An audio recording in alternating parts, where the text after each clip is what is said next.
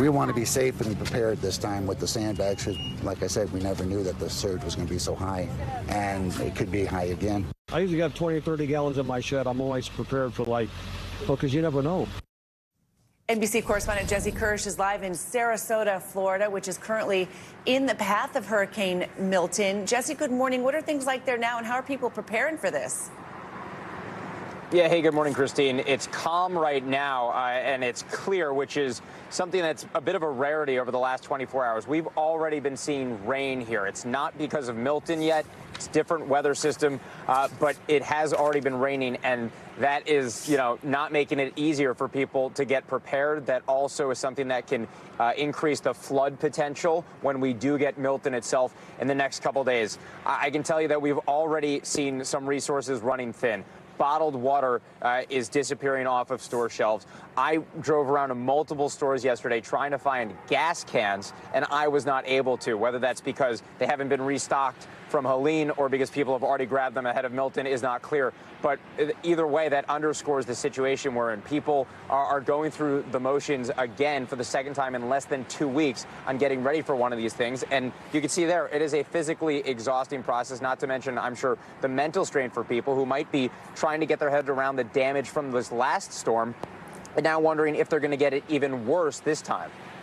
Yeah, I mean, Sarasota is still recovering from Hurricane Helene less than 2 weeks ago. So they're recovering from one and preparing for another at the same time, a unique experience.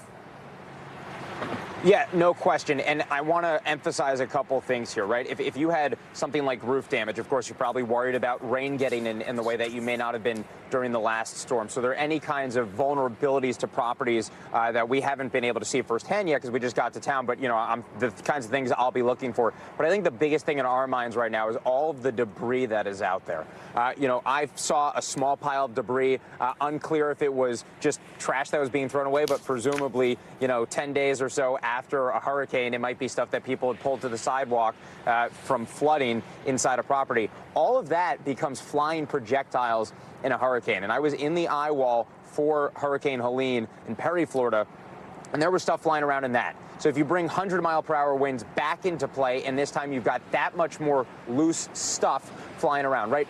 Floorboards that might be ripped up, drywall, tarps, furniture, things that people have had to throw away because it has been destroyed by a hurricane.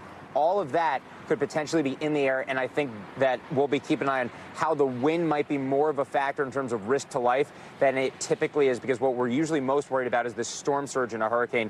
But I think there's just that much more stuff that could be flying around in the air, and that's something that we're going to be keeping an eye on. Sounds so dangerous. What are you hearing from officials right now, Jesse?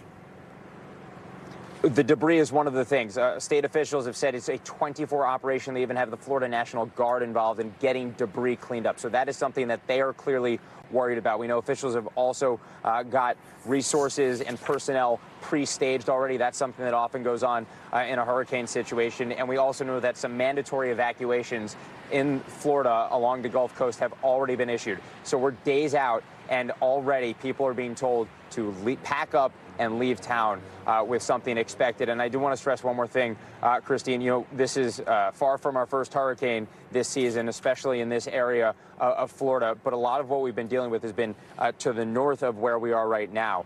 And of course, any loss of life is tragic, but we're talking about larger population centers that could be taking a more direct hit this time.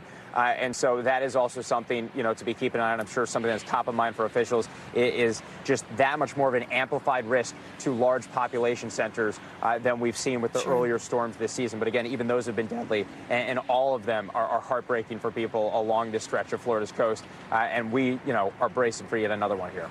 Bracing. All right, Jesse, thank you so much. Thanks for watching. Stay updated about breaking news and top stories on the NBC News app or follow us on social media.